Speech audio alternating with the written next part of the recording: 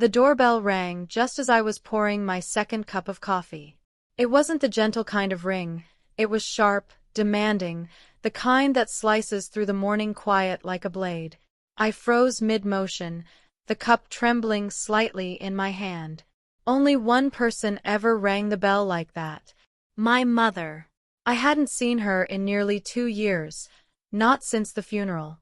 When I opened the door, she stood there on the porch as if she'd never left, dressed in a pale pink coat that didn't suit her anymore, clutching her purse like a weapon. And behind her, leaning against the railing with that same careless grin he'd worn since high school, was my brother, Trevor. For a moment, I couldn't speak. My throat went dry, my pulse loud in my ears. "Surprise," Mom said, her smile thin and sharp as glass. "You weren't expecting us, were you?" She pushed past me before I could answer, her perfume, that heavy floral scent I'd hated as a teenager, filling the house. Trevor followed with his hands shoved deep into his pockets, eyes flicking over my living room like he was assessing its worth. "It's nice," he muttered, his tone laced with something between sarcasm and envy. I shut the door slowly, my heartbeat uneven. "What are you two doing here?" Mom set her purse down on the marble countertop, tapping her nails like she owned the place. "Can't a mother visit her daughter?" Unannounced. I tried to keep my voice steady, but there was a tremor there, the kind that comes from old wounds remembering themselves. She tilted her head. "Well, I heard from an old friend that you've been doing very well lately. A successful business, a lovely home, and of course, that inheritance." There it was. The reason behind the visit, wrapped neatly in feigned warmth. I forced a smile, the kind you wear when you're standing on thin ice. "I've been managing." She took a slow turn around the kitchen, touching things that didn't belong to her. The silver coffee pot Ethan had bought for me, the framed photo from our trip to Seattle, the delicate porcelain figurine that once sat on his desk.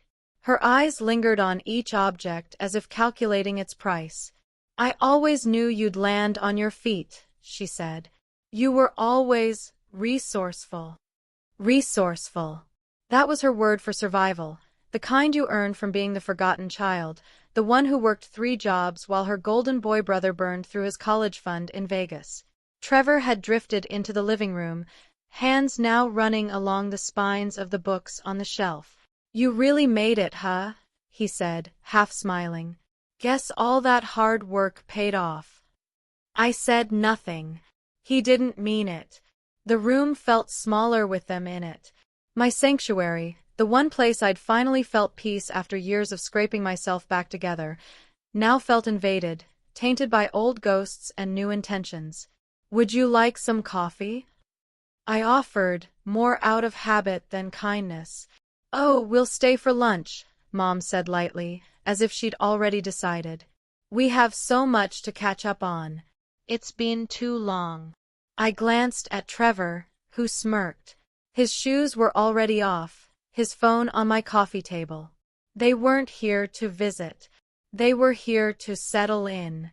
As I busied myself in the kitchen, I could hear them talking. My mother's voice low, conspiratorial, his laughter short and smug. My stomach tightened. Every clink of cutlery sounded louder, every tick of the clock behind me heavier.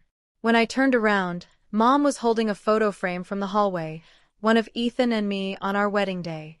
Her expression was unreadable, but her tone wasn't. "You really did well for yourself, didn't you? Shame he didn't live long enough to enjoy it." I swallowed the lump rising in my throat. "Please put that down." She did, but slowly, deliberately, her eyes never leaving mine. That evening, after they finally decided to stay the night, I sat alone in my bedroom with the door closed, my back pressed against it like I was holding back a storm. I could hear their voices downstairs, Trevor laughing too loudly, Mom opening cabinets, the refrigerator door shutting again and again. It felt like being 16 all over again, the invisible daughter in a house that never belonged to her. On my nightstand was Ethan's wedding ring. I kept it in a small velvet box beside his photograph. I opened it and traced the cool gold with my fingertip. It reminded me of who I'd become after him, Someone strong, careful, self-sufficient. Someone I'd promised I'd protect. But that night, for the first time in years, I felt powerless again. I couldn't sleep. I kept hearing my mother's voice in my head, that syrupy tone, the guilt wrapped in sweetness. Family takes care of family, darling. I thought about the inheritance, the house, everything Ethan had built and entrusted to me, not as wealth, but as freedom. And now, my family had come knocking.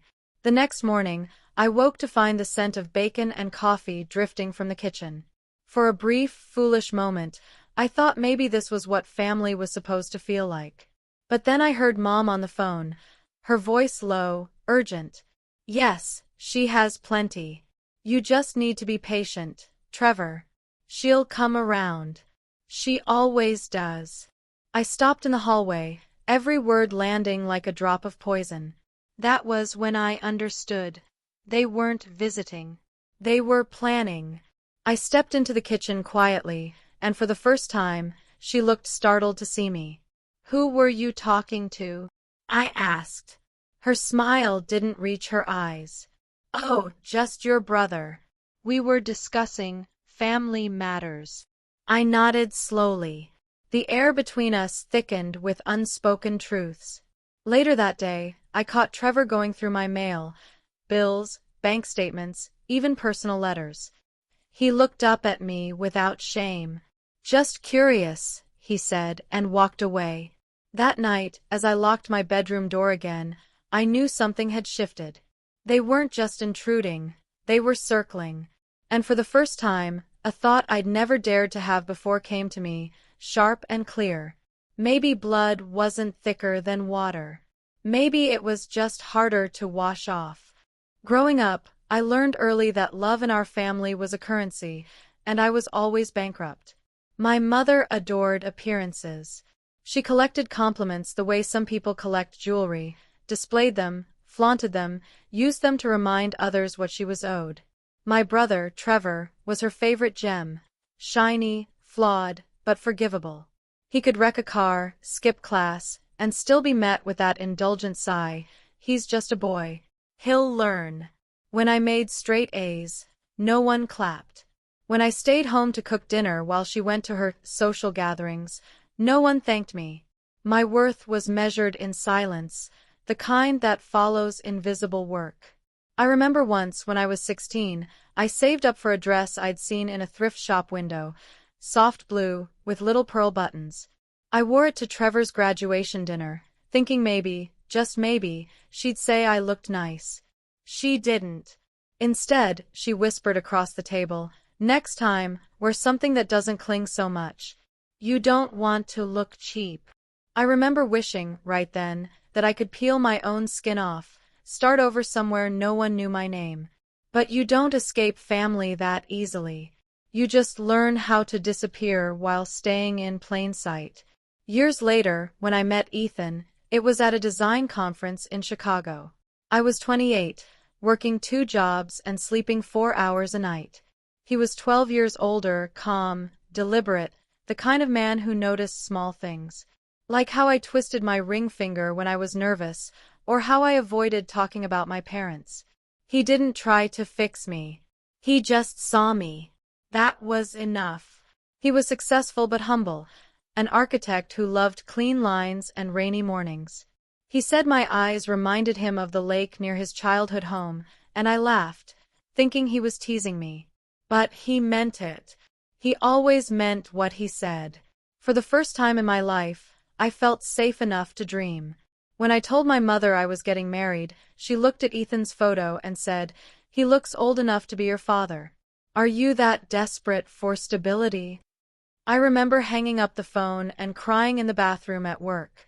But by that point, I was used to her voice living in my head, the critic that never slept. She didn't come to the wedding. She said she was too busy with Trevor's situation. I later found out Trevor had totaled another car and needed bail money. So I walked down the aisle alone. But when Ethan looked at me, smiling with that quiet certainty of his, I realized I wasn't lonely. He built me a home, not just with walls and windows, but with gentleness. Every Sunday, he'd make coffee just the way I liked it, dark roast with a splash of vanilla. On rainy afternoons, he'd play old jazz records while I painted. He'd say, "You don't need to prove anything here. This is your space." That house became my rebirth. After Ethan died, a stroke, sudden and merciless, the silence of the home nearly crushed me.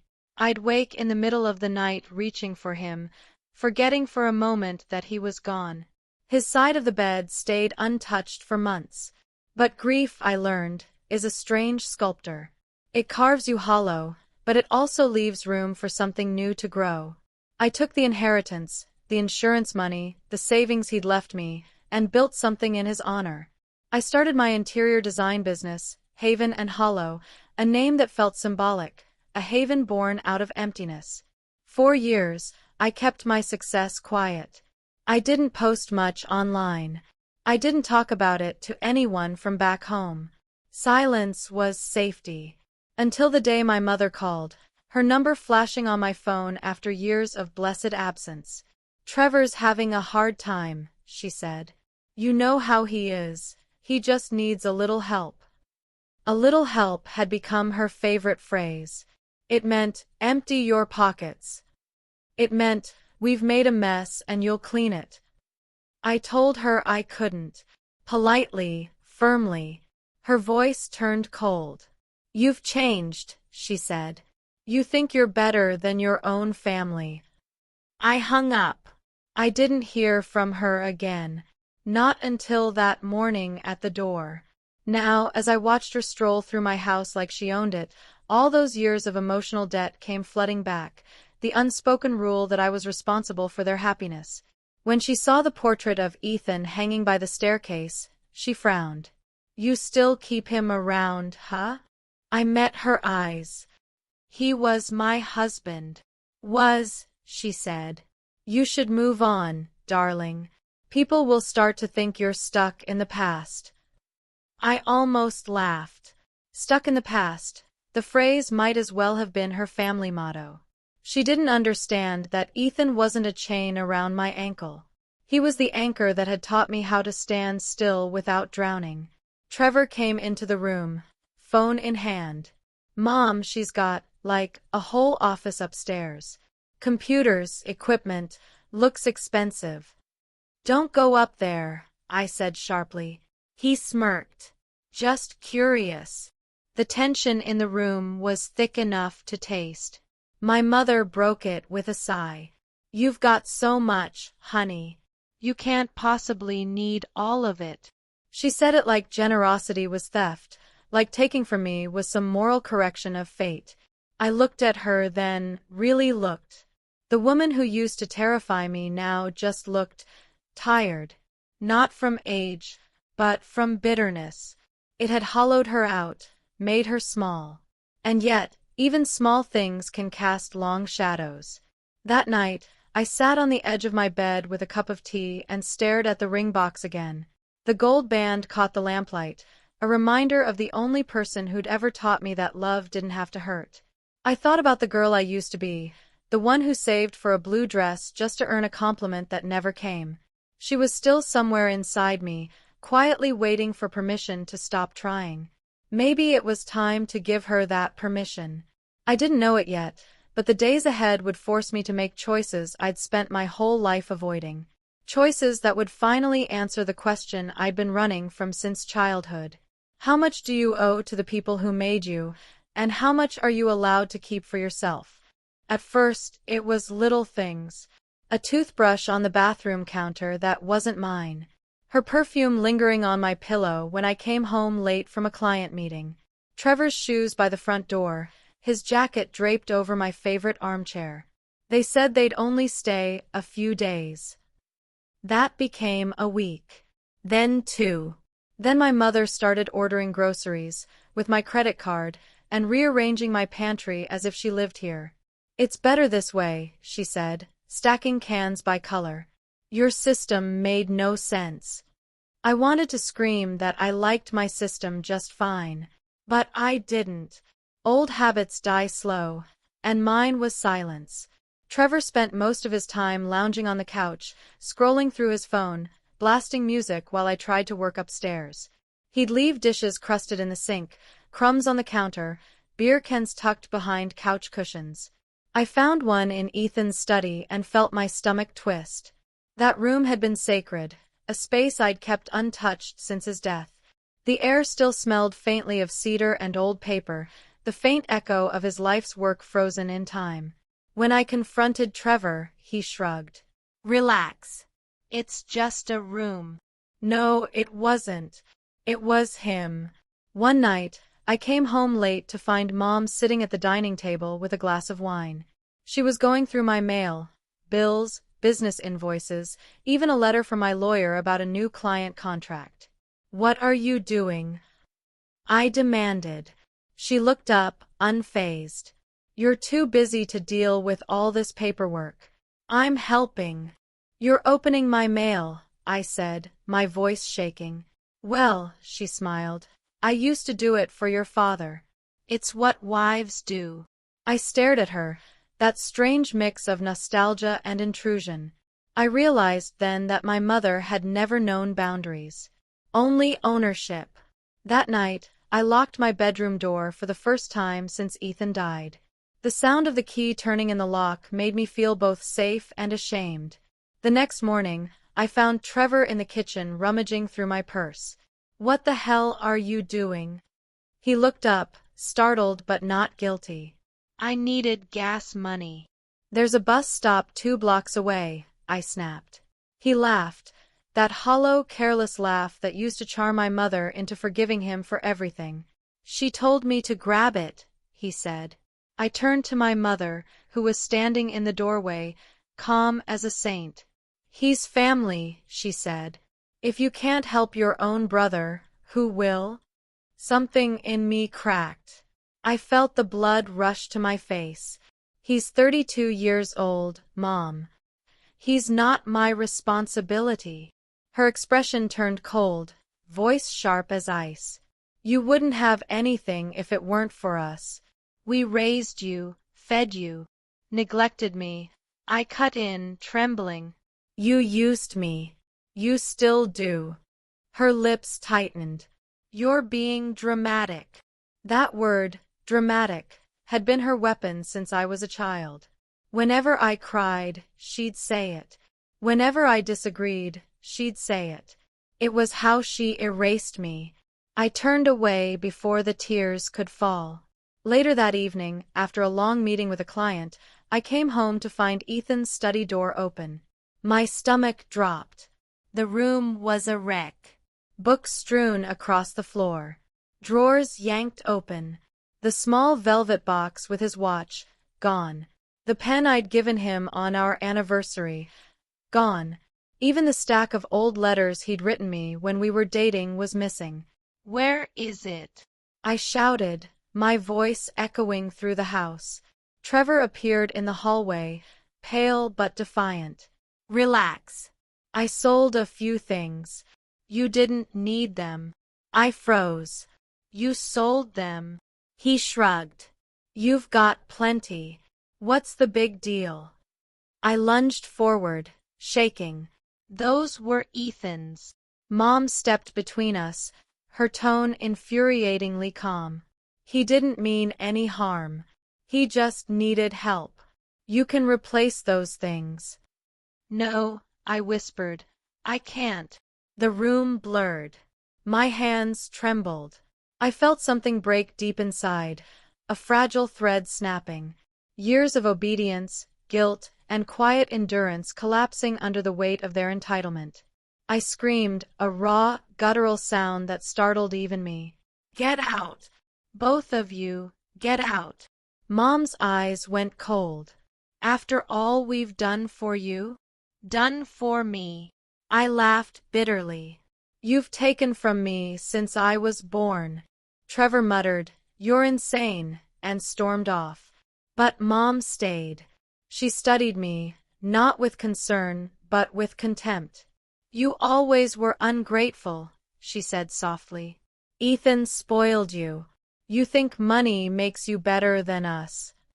"I don't think I'm better," I said through tears. I just want to be free. From your family, she hissed. You can't erase where you come from. I looked her straight in the eye. Watch me. For a long, suffocating moment, we just stared at each other, mother and daughter, mirror and wound. Then she turned and walked away, her perfume lingering like poison in the air. That night, I didn't sleep.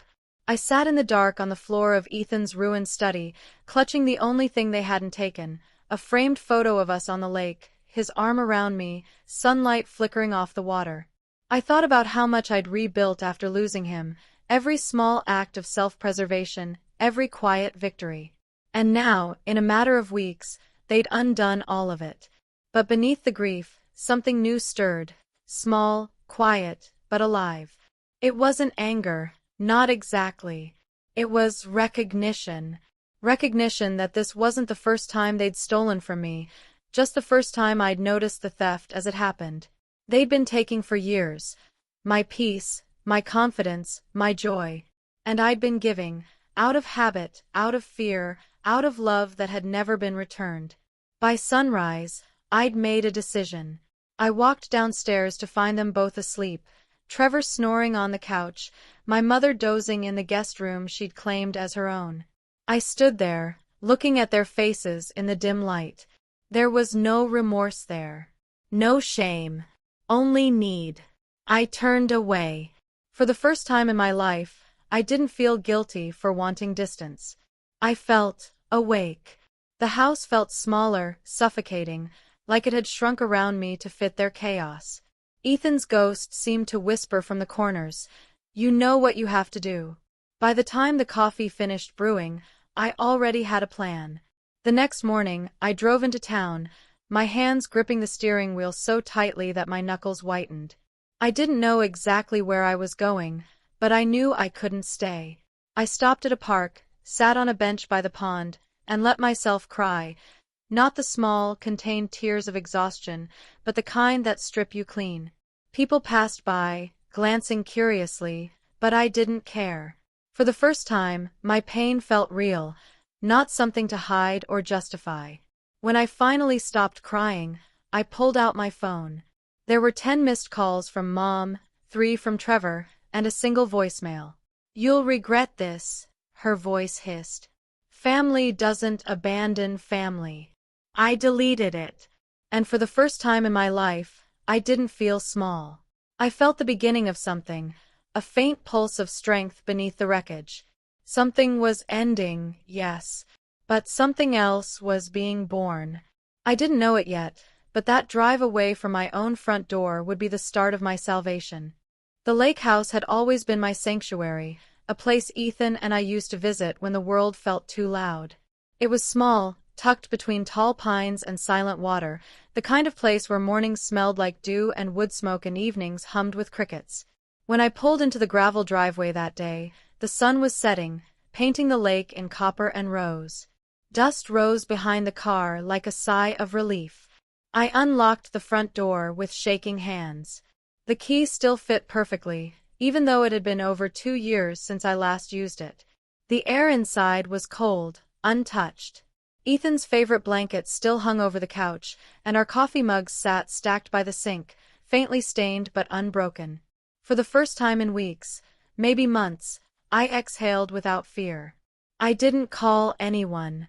I didn't text.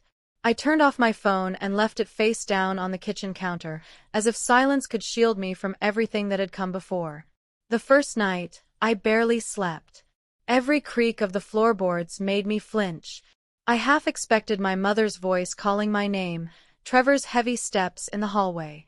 But there was only the lake, steady, unbothered, whispering through the open window. In that quiet, I realized how long I'd been living inside noise. Days blurred into each other, stitched together by small rituals. Boiling tea, reading old books, feeding the ducks that gathered at the dock. My grief had space now, room to stretch, to ache, to breathe.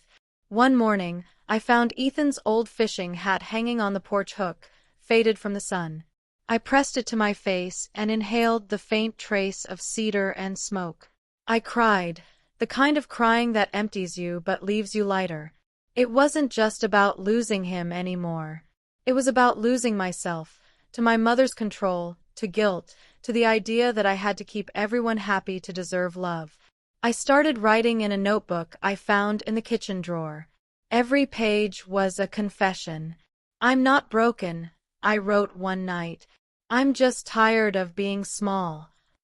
As days passed, the stillness became less of a void and more of a rhythm. I fixed the leaky faucet, painted the porch, cooked meals just for myself. There was something sacred in making small things whole again. And yet, even in the quiet, the past had a way of seeping in. I'd dream of my mother's voice, her scolding tone, her icy disappointment. I'd wake in a sweat, clutching the blanket like armor. Some mornings, I caught myself rehearsing what I'd say if she called. "You don't get to control me anymore." But then I'd laugh bitterly. She wouldn't listen. She never had. A week passed before I finally checked my phone. 47 missed calls. Dozens of messages, some angry, some pleading. "Moem, you're acting childish." "Trevor, you owe us an apology." "Moem, you'll regret this. You always do." And one message that made my hands go cold. "Moem, we're at your house. We're staying here until you come back." My house. I set the phone down, trembling. They'd moved in, again. That night, I couldn't sleep. The moon reflected on the lake like a blade, sharp and still. I sat on the porch with a blanket around my shoulders, listening to the water lap against the dock. For the first time since I'd left, the peace felt fragile, like it could shatter at any moment. But beneath the fear, something stronger stirred. I wasn't the same woman who had begged for boundaries. I wasn't the daughter who kept apologizing for her own existence. The lake had taught me something in its silence, that stillness doesn't mean weakness. It means readiness. The next morning, I began to plan. I drove into town and met with my lawyer, a woman named Claire who had handled Ethan's estate years ago. She remembered me, remembered how lost I'd been after his death. When I told her what had happened, her eyes hardened. "You have every right to evict them," she said. "Legally and emotionally." The words sank into me like sunlight through fog. Evict them. It sounded harsh. But wasn't that what they'd done to me, all my life? By the time I left her office, I had papers in my bag, a plan in my head, and a strange calm in my chest. I spent the rest of the day preparing, not with anger, but with purpose. I sorted through Ethan's old files, found proof of ownership, changed passwords, called the bank. Every action was a small reclamation. That night, I stood by the lake, watching the sky turn indigo. Fireflies blinked above the reeds, soft and unhurried. For the first time, I whispered aloud, "I'm coming home." Not to them. Not to the chaos. To myself. It's strange how easily strength can hide inside silence. For weeks, I lived in that quiet, rising with the lake's mist, drinking coffee as sunlight crawled across the porch, listening to the distant call of loons. My heart, once frantic and scattered, began to fall into rhythm with the waves. Every morning, I looked in the mirror above the bathroom sink. At first, the woman staring back looked unfamiliar, pale, hollow, eyes heavy with years of surrender. But gradually, her reflection began to shift. The circles under her eyes faded, her posture straightened. There was a flicker in her gaze, not defiance exactly, but recognition. I began to remember the woman I was before the guilt, before the manipulation, before I learned to silence myself just to keep the peace. Ethan's photo sat on the dresser, him smiling, windblown, wearing that ridiculous fishing hat. I'd talk to him sometimes, softly, as if he were just out on the dock. "I'm finding my way back," I'd whisper. Finally. The lake house became my temple of rebirth. I started running again, just small jogs along the forest trail. The air felt like freedom against my skin. My lungs burned, but it was the kind of ache that made me feel alive. I took up painting, something I hadn't done since college. The canvases were messy and emotional. Blues, golds, streaks of crimson. Chaos turned into color. Pain turned into form. Every brushstroke was defiance. But peace never comes without ghosts. My mother's messages had grown quieter but sharper. Every few days, a new text would arrive, bait wrapped in concern. Moem, we're taking care of your home for you. Moem, you should be grateful Trevor checks the mail. Moem, family doesn't abandon family. I didn't respond. Each silence was a brick in the wall between us. Then one afternoon, I received an email from my lawyer, Claire. Attached were documents proving full ownership of my home, plus evidence of funds my mother had borrowed from Ethan's estate, tens of thousands quietly transferred over the years. My fingers trembled as I scrolled. Dates. Amounts. Notes in her handwriting. She hadn't just taken over my life. She'd stolen from my husband's memory. That was the moment something inside me snapped, not with rage, but with clarity. I'd spent years being their scapegoat, their provider, their emotional caretaker. They had mistaken my compassion for weakness, my silence for consent. I made tea that night and sat by the window watching the rain blur the lake into silver. My reflection stared back, calm, resolute. I didn't feel broken anymore. I felt ready. I began to plan, not for revenge, but for reclamation. I gathered every piece of evidence: bank statements, property records, voicemails, texts. I organized them like puzzle pieces on the kitchen table. Each page was a fragment of the truth they had buried under guilt and control. Claire helped me file motions to reclaim my property and freeze the accounts my mother had siphoned. She even arranged a court date for the eviction hearing. But I wanted more than legal victory. I wanted emotional closure. So I planned something quieter, something they'd never expect. The day before the hearing, I drove back to the city. My heart pounded as I pulled into the driveway of my house, the one they had claimed as theirs. The lawn was overgrown, the porch cluttered with Trevor's sports gear. Through the living room window, I saw my mother sitting on the couch, a glass of wine in hand, laughing at something on TV. I stood there for a long moment, unseen, my palms pressed against the steering wheel. I remembered being 16, watching her do the same thing, pretending everything was fine while our world quietly crumbled. History had repeated itself. But this time, I wasn't the victim. When I finally knocked, the sound was sharp, confident. My mother opened the door, her face shifting from surprise to disdain. "Oh," she said coolly. "You decided to come back." I met her gaze evenly. "I came to collect what's mine." Trevor appeared behind her, arms crossed. "You shouldn't have left, you know. You caused all this drama." I almost laughed. Drama!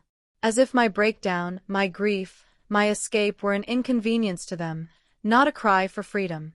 "I didn't leave," I said softly. "You pushed me out." My mother's lips tightened. "We were helping you." "No," I whispered. "You were helping yourselves." I walked past them into the living room. The air smelled like my old perfume, the one she used to compliment, and it made my stomach twist.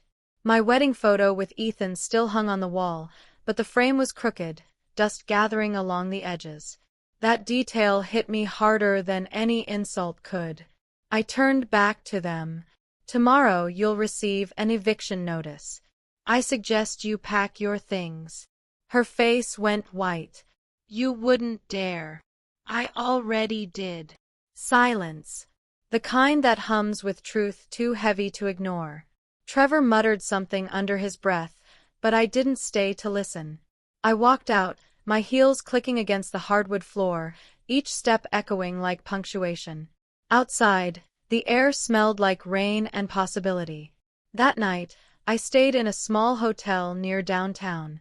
Sleep didn't come easily, but when it did, it was deep, dreamless, the kind that feels like a clean slate. The next morning, I woke early, dressed simply in black slacks and a cream blouse, and went to court. My mother and Trevor arrived late, flustered, with the same entitled confidence they'd always worn. When the judge read the findings, ownership confirmed, assets frozen, eviction approved, my mother's mouth fell open. Trevor's shoulders slumped. I didn't smile. I just breathed. As I left the courthouse, the sun broke through the clouds, warm on my face. For a moment, I thought I could hear Ethan's laugh in the breeze, quiet, approving. Later that evening, I stood in front of a mirror in the hotel bathroom, staring at my reflection again. The woman who stared back looked different now. Her eyes were steady, her posture relaxed. She wasn't hiding behind someone else's expectations anymore. I traced my finger over the scar near my wrist, a small reminder of the night I almost gave up, and whispered, "You made it." That night, I opened my journal and wrote. I used to think revenge was about hurting them. Now I know, it's about remembering myself. Tomorrow, I'd go back to the house, not to gloat but to reclaim, to step inside my space without apology. The power had shifted. Not because they'd fallen, but because I'd finally risen. The morning of the move out, the air felt different, sharper, like the world was holding its breath. I stood outside the house I'd once called home, clutching a small box of Ethan's letters. The sun was rising behind me, gilding the windows in gold, like even the light had chosen sides. The front door was open. I could hear my mother's voice drifting through the hallway, sharp, impatient, commanding. Even now, even after everything, she spoke like she owned the place. For a second, I almost turned back. Old instincts still whispered, "Don't make her angry. Don't start a fight. Just let it go." But then I looked down at the box in my hands, Ethan's handwriting gentle and steady, and felt the weight of what it had taken to get here. I stepped inside. The living room was a mess of half-packed boxes. My mother stood by the window, phone in hand, while Trevor dragged a duffel bag down the hall. The smell of my old perfume lingered faintly in the air, ghost-like. She turned when she heard my footsteps. "Oh," she said flatly. "You're early." "I wanted to make sure everything was done," I replied, my voice calm but edged. Her eyes narrowed. "You think this makes you strong? Kicking your own family out?" I took a slow breath. "No. It makes me free." For the first time, she didn't have a comeback. She just stared, and for a heartbeat, I saw confusion flicker behind her eyes. Not guilt, not regret, just the shock of losing control. Trevor appeared beside her, his expression hard. "You could have handled this quietly," he muttered. "You didn't have to humiliate us." "Quietly." I laughed softly, shaking my head. "You've lived in my silence for years. I think it's time you heard what truth actually sounds like." I walked deeper into the room, setting Ethan's letters on the coffee table. My mother's gaze followed them, curious. "I found these at the lake house," I said. "He wrote about how proud he was of us. Of me. How he wanted this home to be a place of peace." I looked up at her, my voice trembling. "You turned it into something else." She scoffed. "You're being dramatic, as usual." But there was no venom in her tone, just exhaustion. Maybe she was realizing, finally, that her grip had loosened. I moved toward the window, where the light poured in through thin curtains. "Do you remember the day we moved in?" I asked quietly. "You said, 'We're a family again.' You made it sound like a blessing. But it wasn't family, Mom. It was control. It was guilt." Her jaw clenched. "I gave you everything after he died." "No," I interrupted gently. "You took everything. You took my grief, my money, my space, and called it love." Silence again. Trevor shifted uncomfortably. "You're overreacting," he muttered. "We were just trying to survive." I turned to him, meeting his eyes. "Then you should have learned how to survive on your own, Trevor. Not by bleeding me dry." For once, he looked away. The power dynamic, the one that had ruled my entire life, was cracking, finally. I picked up one of the letters from the box and unfolded it carefully. Ethan's handwriting curved across the page in soft, inked waves. "If you ever feel lost," he'd written, "remember that home isn't a place or a person, it's the peace you build for yourself." I read it aloud. The words filled the room like music. When I finished, I folded it back and looked at them both. "I think you should go now." My mother's face tightened, but she didn't move. For a moment, I saw something flicker. Not remorse, but recognition. She understood now that she'd lost me, not to death or distance, but to clarity. Trevor grabbed his bag. "Come on, Mom." She hesitated, then turned to me. "You'll regret this someday." I smiled faintly. "Maybe. But at least it'll be my regret." They left without another word. When the door finally closed, I exhaled, long, shaky, but cleansing. The air in the house shifted. It was as if something invisible had been lifted, something heavy and years old. I walked through every room slowly, touching walls, straightening frames, reclaiming what was mine. In the kitchen, I threw out the half-empty wine bottles, wiped the counters, opened the windows. In the bedroom, I found my old jewelry box, untouched, and inside, my wedding ring. I hadn't seen it in months. The gold was dull, the diamond catching just a sliver of light. For years, I'd seen it as a symbol of loss. But now, holding it again, I saw something else. Promise. Not of marriage, not of another person, but of survival. I slipped it on. Not because I belonged to someone. Because I belonged to myself. That afternoon, I made tea and sat on the porch. The yard was quiet now. No shouting, no tension. Just wind moving through trees and the steady hum of life returning. When the sun began to set, I opened Ethan's last letter, the one I'd never read until now. "If you're reading this, it means I'm gone," it began. "And I hope you've learned to forgive yourself for staying too long in places that hurt. You always saw light in everyone else. I just hope you never forget there's light in you too." Tears blurred the page. But they weren't the same tears I'd cried before. These weren't for pain. They were for peace.